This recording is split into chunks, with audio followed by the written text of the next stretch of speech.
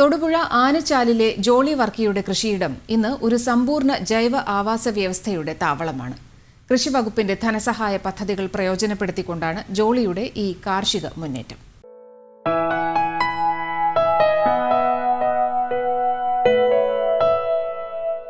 ഇത് ജോളി വർക്കി. വീട്ടിനോട് ചേർന്ന 50 സെന്റ് പുരയിടത്തിൽ സമീകൃത കൃഷി വിജയകരമായി ചെയ്തിരിക്കുകയാണ് ഈ കർഷകൻ.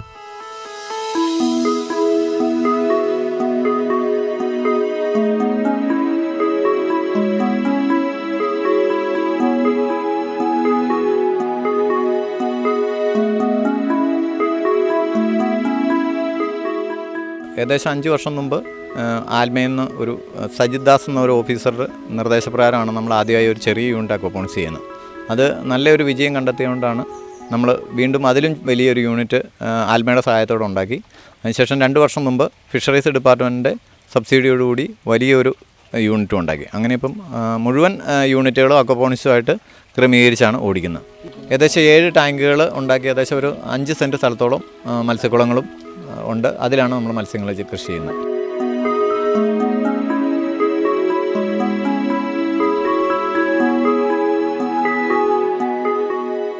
കേരളത്തിൽ ഇന്ന് അതിവേഗം പ്രചാരം നേടിക്കൊണ്ടിരിക്കുന്ന അക്വാപോണിക് കൃഷിരീതിയാണ് ജോളി വർക്കി അവലംബിച്ചിരിക്കുന്നത്. പ്രധാനമായും മത്സ്യങ്ങളും പച്ചക്കറികളുമാണ് ഈ രീതിയിൽ കൃഷി ചെയ്യുന്നത്. എല്ലാ ഇനം പച്ചക്കറികളും അക്വപോണിക്സ് വളരും. പിന്നെ കപ്പളം മുതലുള്ള പുല്ല് അങ്ങനെയുള്ള എല്ലാ സാധനങ്ങളും നമ്മൾ നടുന്നുണ്ട്. നമുക്ക് ആവശ്യമായ എല്ലാ സാധനങ്ങളും അതിൽ നട്ടുപിടിപ്പിച്ച് ഉണ്ടാക്കിയെടുക്കുന്നുണ്ട്. മത്സ്യങ്ങൾക്ക് നൽകുന്ന ഭക്ഷണവും മത്സ്യങ്ങൾ പുറന്തള്ളുന്ന വിസർജ്യങ്ങളുമാണ് അക്വാപോണിക് കൃഷിയിൽ ചെടികളുടെ വേഗത്തിലുള്ള വളർച്ചയ്ക്ക് ഗുണകരമാകുന്നത്.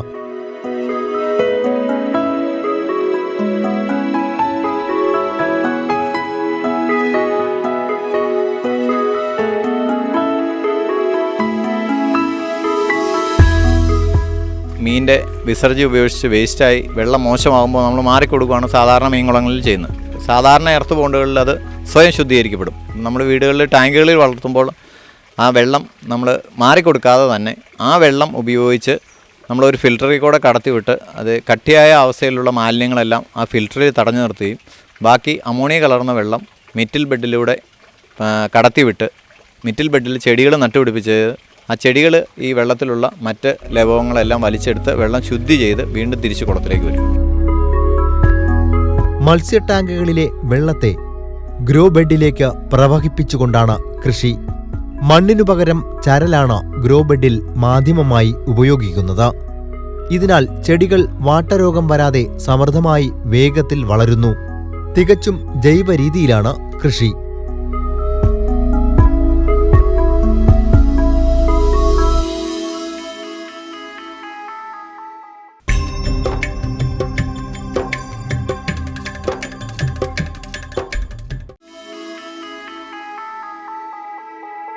ഗിഫ്റ്റ് തിലോപ്പിയ ഇനം മത്സ്യമാണ് പ്രധാനമായും ജോളി വളർത്തുന്നത്. കൂട്ടത്തിൽ അലങ്കാര മത്സ്യകൃഷിയുമുണ്ട്. നമുക്ക് പെട്ടെന്ന് വിളവെടുക്കാൻ പറ്റുന്ന ഗിഫ്റ്റ് തിലോപ്പിയാണ്. ഏകദേശം 4 മാസം ആകുമ്പോൾ 250 ഗ്രാം 300 ഗ്രാം എത്തുന്നുണ്ട്. അതുകൊണ്ട് ഓരോ 4 മാസം കൂടുമ്പോഴും നമ്മൾ ഹാർവെസ്റ്റ് ചെയ്ത് ഇവിടെ തന്നെ ആളുകൾ വന്ന് വാങ്ങി പോകുന്നുണ്ട്.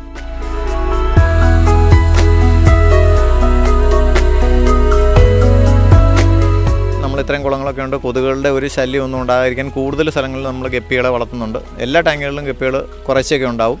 പിന്നെ ഗപ്പികൾ നമുക്കിപ്പോൾ ഏകദേശം ഒരെണ്ണം ഒരു 5 രൂപ 10 രൂപ തോതിൽ വിറ്റും പോകുന്നുണ്ട്. 1 കിലോ മീൻ വളർത്താൻ 125 രൂപ വരെ ചിലവാകുന്നു.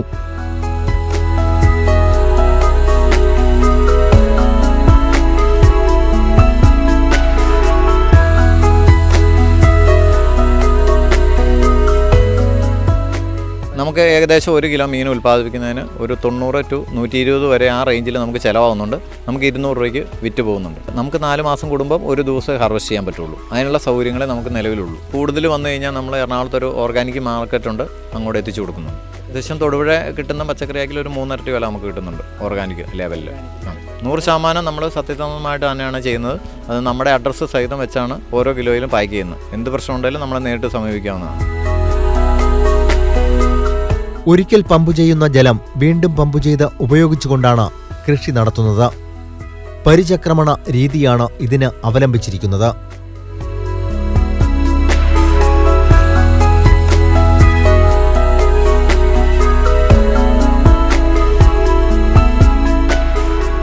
ഒരു പ്രാവശ്യം നമ്മൾ ടാങ്ക് വെള്ളം നിറച്ച് കഴിഞ്ഞാൽ എത്ര പ്രാവശ്യം വേണേൽ മീനെ ഹാർവെസ്റ്റ് ചെയ്താലും ആ വെള്ളം തന്നെ ഉപയോഗിക്കാവുന്നതാണ്. വെള്ളം മാറുകയോ ചെയ്യേണ്ട ആവശ്യമില്ല. റീസൈക്കിൾ ചെയ്യുന്നതാണ്. വളരെ തുച്ഛമായ വെള്ളമേ അതിൻ്റെ അകത്ത് കുറവ് വരുള്ളൂ. ഈ സിസ്റ്റത്തിൻ്റെ പ്രത്യേകത എന്ന് വെച്ചാൽ 24 മണിക്കൂറും കറണ്ട് വേണം. അതിന് സപ്പോർട്ടായിട്ട് നമ്മൾ ജനറേറ്ററും ഏകദേശം ഒരു 800 വാട്ട്സോളം സോളാർ പാനലും ആഡ് ചെയ്തിട്ടുണ്ട്. അപ്പോൾ നമ്മൾ വേനൽക്കാലങ്ങളിൽ നമുക്ക് ഒരു സാധാരണ നമുക്ക് 4000 രൂപ 2 മാസം കറണ്ട് ബില്ല് വരുന്നിടത്ത് വേനൽക്കാലങ്ങളിൽ അതിൻ്റെ പകുതിയോളം സോളാറിലൂടെ നമുക്ക് സേവ് ചെയ്യാൻ പറ്റുന്നുണ്ട്. മികച്ച അക്വാപോണിക് കർഷകനുള്ള സർക്കാരിന്റെ അംഗീകാരവും ജോളിക്ക് ലഭിച്ചിട്ടുണ്ട്. കഴിഞ്ഞ വർഷം ഫിഷറീസ് ഡിപ്പാർട്ട്മെൻറ്റ് കീഴിൽ എല്ലാ ജില്ലകളിലും യൂണിറ്റുകൾ കൊടുത്തിരുന്നു. ആ യൂണിറ്റുകളിൽ നിന്ന് തിരഞ്ഞെടുത്ത് ഓരോ ജില്ലയിൽ നിന്ന് ഓരോ യൂണിറ്റുകളെ തിരഞ്ഞെടുത്തതിന് ശേഷം അതിൽ നിന്നാണ് ഏറ്റവും നല്ല യൂണിറ്റായി എൻ്റെ തിരഞ്ഞെടുത്തത്. പോഷക ഘടകങ്ങളടങ്ങിയ ഭക്ഷണങ്ങൾ മത്സ്യങ്ങൾക്ക് നൽകുന്നതിലൂടെ മത്സ്യവിസർജ്യം വലിച്ചെടുക്കുന്ന ചെടികൾ സമൃദ്ധമായി വളരുന്നു. തുടക്കക്കാർക്ക് ചെറു യൂണിറ്റുകൾ സ്ഥാപിച്ചുകൊണ്ട് അക്വാപോണിക് കൃഷിരീതി പരീക്ഷിക്കാം.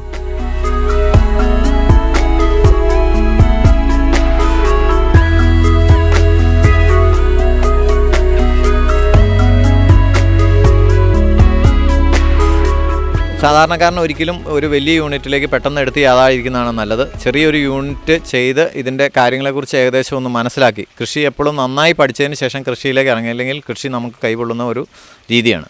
എൻ്റെ അനുഭവത്തിൽ നിന്നും ഞാൻ വളരെ ചെറുതായിട്ട് ചെയ്താണ് ഇത്രയും വലിയൊരു യൂണിറ്റിലെത്തിയത്. കൃഷി വിജയകരമാക്കണമെങ്കിൽ ഏക്കർ കണക്കിന് ഭൂമി വേണം എന്നൊന്നുമില്ല. കൃഷിയെക്കുറിച്ച് പഠിക്കാനും കൃഷി ചെയ്യുവാനുമുള്ള മനസ്സുണ്ടെങ്കിൽ ജോളിയെപ്പോലെ ശാസ്ത്രീയ മാർഗങ്ങൾ അവലംബിച്ചുകൊണ്ട് ആർക്കും ഉള്ള പുരയിടം കാർഷിക നന്മകളാൽ നിറയ്ക്കാൻ കഴിയും.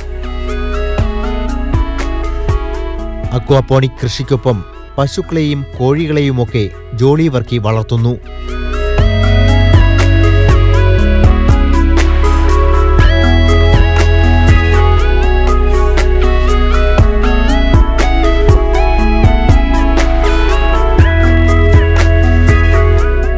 ഒരു കൃഷിയിൽ ലാഭം കുറഞ്ഞാൽ മറ്റൊരു കൃഷിയിലൂടെ ആ നഷ്ടം നികത്തുവാൻ ഇത്തരം സമീകൃത രീതിയിലൂടെ കഴിയുന്നു.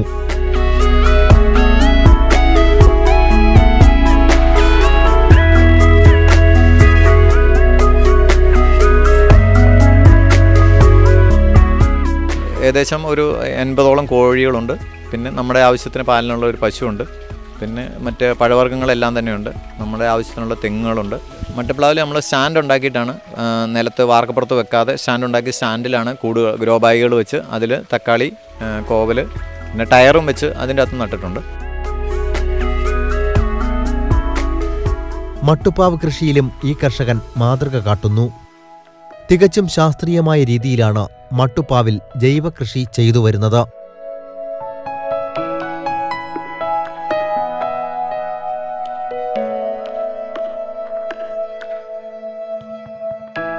മീനിൻ്റെ വേസ്റ്റ് മാത്രം ഉപയോഗിച്ചാണ് ഇപ്പോൾ കൃഷി ചെയ്യുന്നത്. നമുക്ക് മറ്റ് കളനാശിനികളോ കീടനാശിനികളോ ഒന്നും ഇതിൽ പ്രയോഗിക്കാൻ പറ്റില്ല. മീൻ നഷ്ടപ്പെടുന്നു പോകുന്നുണ്ട്. മീനാണ് ഇതിൻ്റെ അകത്ത് ഏറ്റവും വലിയ വരുമാനം. അതുകൊണ്ട് ഒരിക്കലും നമ്മൾ പച്ചക്കറിക്ക് വേണ്ടി വിഷം ഉപയോഗിക്കാൻ ആരും തയ്യാറാവില്ല. അപ്പം ശരിക്കും കർഷകർ നിർബന്ധിതമായ ഒരു ജൈവ കൃഷിയാണ് അക്വാപോണിക്സ്.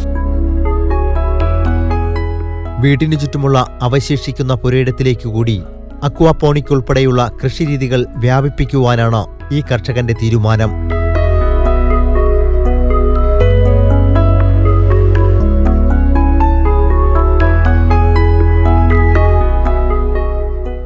നന്മയുടെ കാഴ്ചകൾ നിറയുന്ന നാട്ടുവരമ്പിന്റെ ഈ അധ്യായം ഇവിടെ പൂർണ്ണമാകുന്നു. കൃഷിയിലെ പുതിയ വിജയഗാഥകളും നാടൻ പശുക്കളെ പറ്റിയുള്ള നല്ല അറിവുകളുമായി അടുത്തയാഴ്ച വീണ്ടും കാണാം. നമസ്തേ.